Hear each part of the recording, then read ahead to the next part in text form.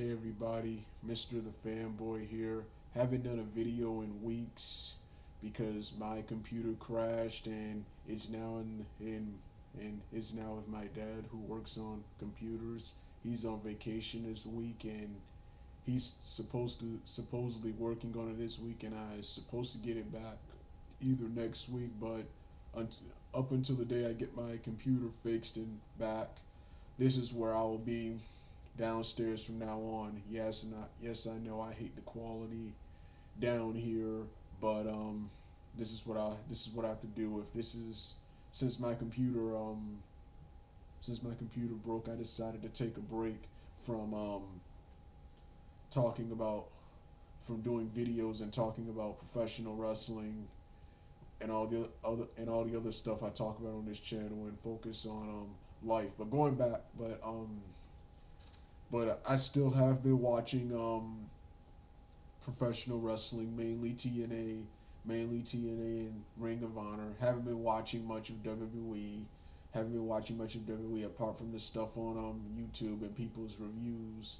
But um, but whenever I do go to the spoiler websites, I do read about both. And this right here, of course, this is another salute of TNA, man. TNA is awesome, man. TNA is the best professional wrestling on television. These past few weeks of TNA programming have been nothing short of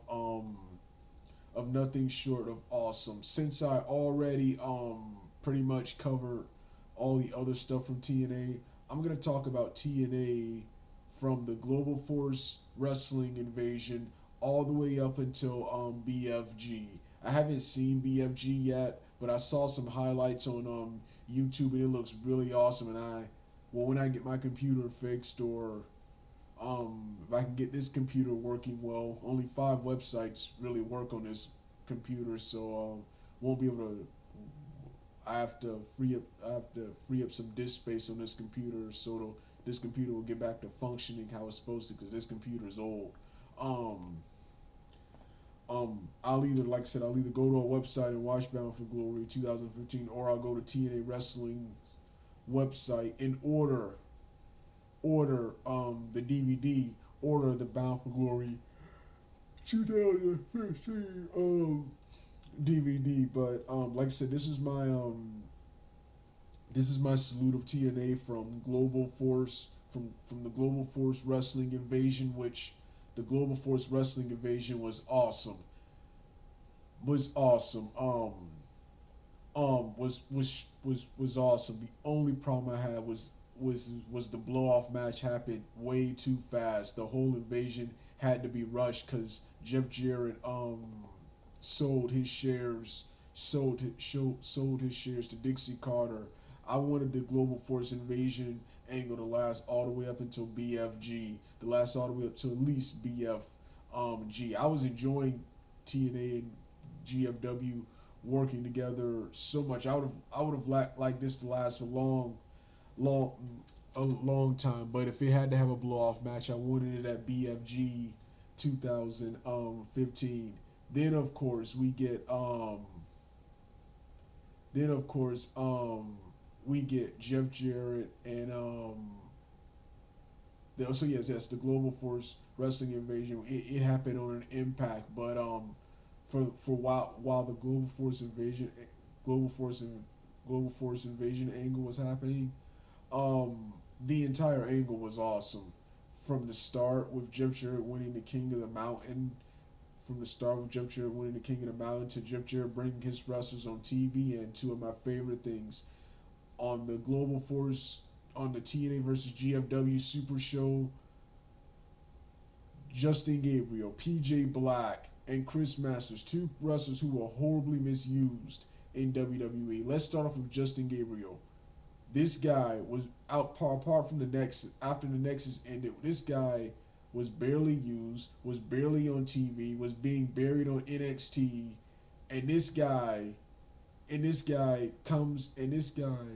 gets picked up by Global Force Wrestling redoes his character, and on the first night, is already in a main event match, the King of the Mountain main event. On his first night on Impact Wrestling, he's already in a main event match, the King of the Mountain championship match, King of the Mountain championship match. Then the next week he has a title shot against EC3, and then of course he dropped the title to Robert Roode for storyline purposes. Chris Masters, the next guy, Chris Mordineski. This guy in his final days in his second run in WWE, this guy was horribly misused. And one thing I've always hated, I've always been a huge fan of Chris Masters because he was always much better than most of the average bodybuilders. He's much better than most of the bodybuilders in professional wrestling. And actually, when I've done some research, he's actually not a bodybuilder. He actually started off as a normal professional wrestler, and then started practicing bodybuilding, started lifting weights and practicing bodybuilding to get hired by WWE because of his physique. And one thing I never understood, this guy is what WWE likes, but after when he came back for his second run in WWE, they only brought him back because Orton wanted them to bring him back. They didn't use him at all. They buried him on lower tier shows, and yeah, they buried him on lower tier shows. And on his first night, was already in a main event. Match. Already in a main event match. Then next week he had an awesome match with Lashley. Then it all came to end in the cage match, which was awesome. So like I said, the whole Global Force Wrestling thing was awesome. Then you had Trevor Lee and Myers, Kurt Hawkins from WWE. It was good to see Kurt Hawkins being utilized, another underrated wrestler, misused by WWE and TNA, GFW, making him relevant again. Awesome matches with the Wolves, and they had a rematch with the Wolves at Bound for Glory. Then of course EC3 defeating the other best storyline was of course the whole Matt Hardy EC3 the next best storyline was the Matt Hardy EC3 storyline, which is this right here, was the most dominant storyline besides the GFW invasion. This was the most this was the most important storyline. This storyline here was just awesome, with Matt Hardy continuing to pursue EC3 until he got a rematch. Until he got another title shot. He finally got another title shot. Only this time he had to put Jeff Hardy's services up. EC3 manages to beat Matt Hardy, and thus he gains Jeff Hardy's services, and Jeff Hardy now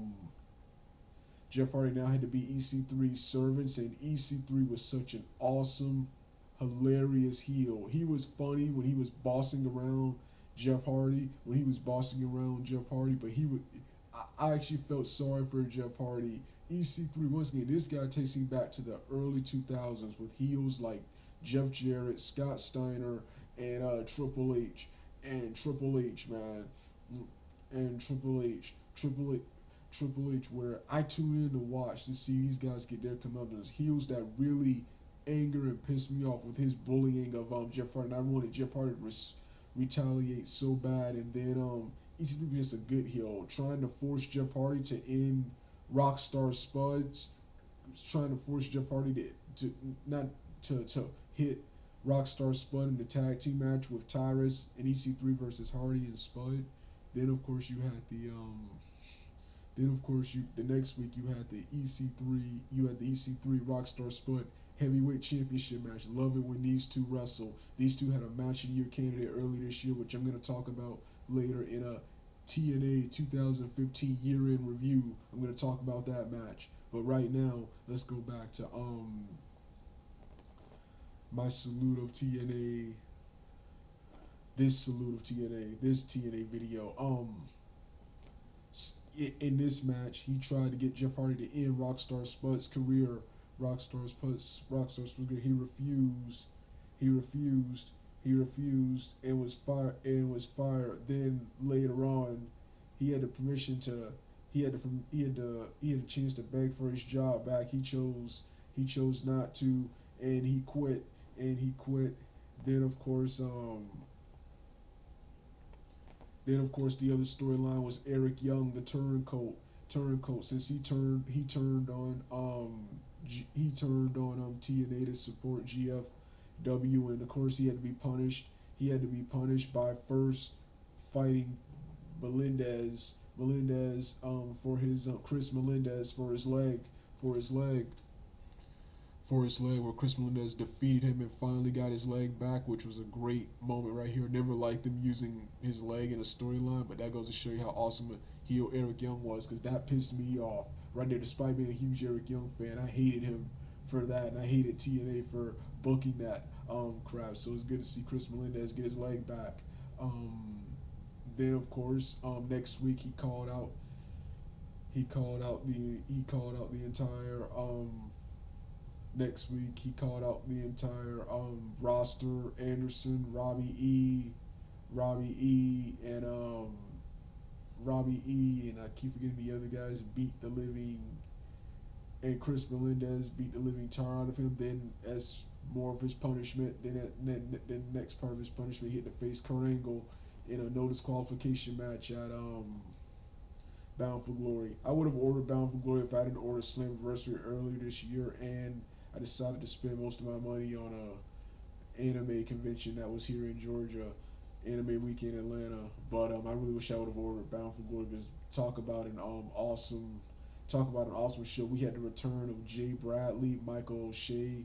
You had an awesome Ultimate X match, an awesome BFG series gauntlet battle royal style match with Tyrus winning, and much to my surprise, Matt Hardy defeating EC3 and Drew Galloway for the TNA heavyweight championship. Also, you had Kurt Angle versus Eric Young, then Bobby Lashley and Robert Roode. So you had yourself like an awesome pay-per-view here. My only disappointment was Rockstar Spud wasn't on this pay-per-view, and Rockstar Spud wasn't on this pay-per-view. Also had another debut of a new guy named Andrew Everett, who according to people online is from PWG. From what I've seen in the what's his name, he was awesome. Awesome. Then of course the Impact after BFG, which of course I just got done watching hours ago. Um, of course, EC3 files some kind of injunction against Matt Hardy. Files an injunction against Jeff Hardy. So Matt Hardy, in order to avoid any lawsuits in the storyline, he forfeits the TNA Heavyweight Championship. Forfeits the TNA. He relinquishes the TNA Heavyweight Championship, and Dixie Carter puts it up in a championship series match where the wrestlers compete in a series of matches similar to the BFG series for points to decide who becomes the TNA Heavyweight Champion, and of course Tyrus, who won the BFG series at Bound for Glory, gets a shot at the winner. And this right here was awesome. Talk about building prestige for the TNA Heavyweight Championship and making this look as realistic as possible. Lots of exciting wrestling. I always love these BFG or World Series Championship matches TNA puts on, because since 2011, because it means awesome wrestling. There was an awesome action-packed comedy match with Rockstar Spud and Grotto. With Rockstar Spud picking up the win. Awesome match between the returning Austin Aries, who despite in the storyline putting his career on the line, since he was a former champion, he got to return to this match against EC3, and of course awesome. The start of the show, you had Drew Galloway and Bram tearing it up with Drew Galloway winning with the boot. And then it was also announced between Crazy Steve Perkins, um, the Everett guy, and I keep forgetting the other guy, but there'll be a there's an X Division World Championship Series too, and of course one between the Knockouts, which of course started. I didn't watch Madison Rayne and Awesome Kong, but I did watch Gail Kim and Brooke Tesmacher, which was awesome with Brooke Tesmacher upsetting Gail Kim. Um, Once again, right here, the Knockouts division, TNA making me care about the Knockouts division. Like I said, I haven't cared about the Knockout. I didn't care about the Knockouts division or women's wrestling in general because of what WWE was doing with Natalia, which the WWE Knockout division is forever buried with me because of that, what they were doing with Natalia. Then, of course, TNA burning bridges with all their knockouts, not paying for Daphne's surgery, not paying for Daphne's surgery, was forced the end of her career, not pretty much bringing Roxy in, pretty much bringing Roxy in, only to fire her, then bring her back, only to fire her again, and now she wants nothing to do with TNA, misutilizing Hamada, ODB, Militia Flash, Sarita and Rosita. So yeah, really having like an over pushes of Tara, who I was initially happy when Tara came in, but then later on when she started becoming a problem backstage and started putting over WWE, trying to return to WWE, and the disparaging remarks she just made about Dixie. So yeah, pushing her, and of course Awesome Kong after that. First off, after all bashing the WWE divas, then years later kissing their, then 1 year later kissing their butt trying to go there. Then they just awful, disappointing WWE run, and now that WWE wants nothing to do with her, she comes back to TNA. She comes back to TNA, and she comes back to TNA because WWE doesn't want nothing to do with her. Same with Angelina Love, whom I'm starting to warm up to again. I couldn't stand her. First of all, I couldn't stand her because since all the good knockouts left, that means she was a top baby face. And even though TNA gave her these pushes she didn't deserve, she tried to leave TNA, go to WWE since the WWE didn't want her. Oh, now she's coming crawling back to TNA. I actually like Velvet Sky. She's improved. Madison Rayne, charismatic, but it's just terrible in the ring. But I guess she's good in this role she's in now. Good, she's rolling now, and the Dollhouse people are good. Dollhouse people are good. Brooke Tesmacher, love Brooke Tesmacher. She has improved since the first appearance I saw her with Bischoff and Gail Kim. Like I said, a huge fan of Gail Kim again. I was also mad at her for leaving for WWE years ago, but Gail Kim, she saw the writing on the wall. She learned that the money was better over there, but the politics in WWE. So yeah, and I like when she takes the shots. I love Gail Kim now, especially when she takes shots at WWE. I love it even though it's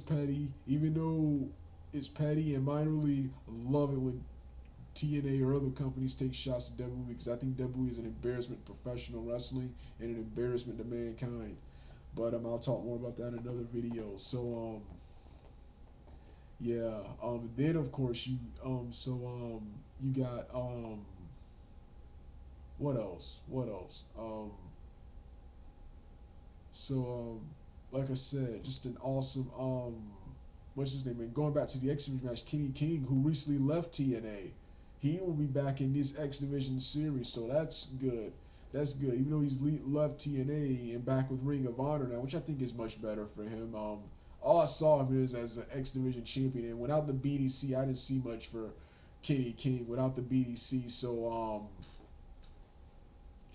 So I'm kind of glad he's back in Ring of Honor, where in my opinion he shined the best at. He was the best there in Ring of Honor with Rhett Titus. I was actually mad when he left Rhett Titus hanging when he left Ring of Honor, Rhett Titus hanging and tried to sign with TNA. I was actually mad with that, but just like Angelina Love and Awesome Kong and Gail Kim, my opinion, he earned his spot with awesome X Division matches with York and Van Dam and Sabin. So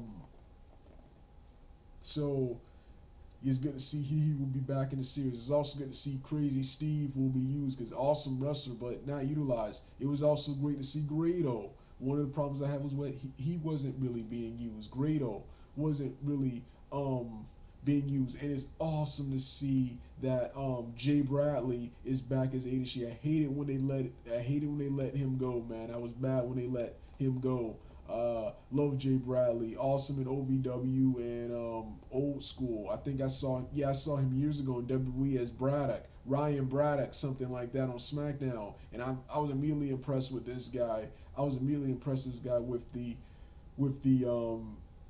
toughness he displayed against the Big Show on SmackDown back in 2008, and really wanted him to get pushed. But you've seen me criticize SmackDown when Triple H came there, how no one was pushed except for the guys who were already pretty much over. Um, so yeah, TNA, man, TNA is just freaking awesome. TNA is just freaking awesome right now, man. Like I said, this was just my salute of TNA from the GFW invasion all the way to um, BFG. I'll be doing other videos about TNA, but this right here was just me talking more about TNA and talking about the stuff I've seen on the past episodes of Impact. And like I said, it's just good. And it was also awesome to see Rockstar Spud once again. There was a time where people like Rockstar Spud would not even be on TV. They were on the ring crew. This guy, not only is he on television, not only is he a major face of Impact Wrestling and a major part of Impact Wrestling. This guy is in heavyweight championship matches and is wrestling a lot of high caliber guys. A guy who's 130, 140, one of those is wrestling high caliber X division, high caliber wrestlers, and is participating in main event like matches. Had a match of your candidate with EC3 earlier this year, and another heavyweight championship match, and is in this world championship series. So congratulations, TNA, man. TNA, what's his name? Eric Young, awesome heel. EC3, awesome heel. TNA is just awesome. The only thing I don't like about TNA, this is one thing I like. I like how they listen to the fans. They bring back the six-sided ring. This is something the fans like, but they want it back. But in my opinion, I like the square ring better. I think the six-sided ring is cheesy and it makes TNA look minor league. It was cool in the early years of TNA because TNA was trying to be this new promotion back in 2004, 2005 when they had when they were on the FSC, the FSN era, where they had the box, where they had the box, where they had the time limit in the box, and with the time limit making TNA like an actual sport. That's when I thought the six-sided ring was good. Nowadays I think it's cheesy. I've been sick of it since about 2007. I like the square ring better. That was another thing I loved about Hogan and TNA. I loved how he brought back the square ring. The square ring they started with in 2002, in my opinion, was much better. But TNA, that and just not using on your rosters. I've not seen Mark Andrews on Impact. Not seen Mark Andrews on Impact lately. So not really using your roster, and the six-sided ring are the only things that I don't like. And the six-sided ring is only beneficial to the X Division guys, and he's not in TNA anymore. But from the early days of TNA, the alpha male Monty Brown with his devastating pounce maneuver, he can hit you with it from any direction, or Abyss catching you with a black hole slam from any direction. There's no things the six-sided rings wherever good for. It only benefited X Division type wrestlers and the wrestlers I just named. But like I said, man, TNA is just awesome. And one more thing, yeah, Robbie E. Like I said, I'm finally happy he is a face now, as a top babyface. I saw this guy on the independent circuit. He was also, and it sucked that he had to portray this Jersey Shore character. Now he gets to be a more serious character and a top babyface for that company. And Jesse Goddard, I saw him in OVW. This guy gets to show this guy's just another awesome heel. Eli Drake, another awesome heel. So like I said, TNA and Drew Galloway, man, Drew Galloway. You talk about WWE, WWE, WWE. He was one of the reasons I came back to watching WWE. Him and Sheamus and Daniel Bryan were one of the reasons I came back to watching WWE, because I thought it was fun. The new guys were fun, but Drew Galloway, the gimmick he was getting wasn't really getting over. He wasn't getting the reaction he needed, and of course, so they started just burying him. Then, of course, I thought his career was gonna get back up when him and Slater and Jinder Mahal formed the 3MB stable, but that was just a jobber stable. It's good to see him finally being utilized the way he's supposed to be utilized. The Drew Galloway in WWE was Vince's and Triple H's interpretation of Drew Galloway. You see him on the British independent circuit in TNA. That's how Drew Galloway McIntyre is supposed to be. And I've talked about how superior EC3 is in TNA, and Matt Hardy. So another thing, I never thought Matt Hardy would win a World Heavyweight Championship. Not at 40 years old. I was just happy TNA was giving him championship matches, but I never thought he would win a heavyweight championship at 40 years old. I always thought Matt Hardy was underrated and deserved a heavyweight championship, especially if guys like Punk, Edge, and even worse, Christian got to be champion. Not even worse than Christian, The Miz got to be champion. So I always thought Matt Hardy should have been champion. Now I felt WWE intentionally buried him. It was good to see TNA treating him with much more respect. 'Cause I always thought he was. I'm a huge fan of both the Hardys, but I always thought he was actually the better wrestler and better in-ring general than Jeff Hardy. So like I said, a round of applause for TNA, man. I am excited every week to watch TNA. I look forward to turning on and watching TNA and Ring of Honor. All right, Doug out.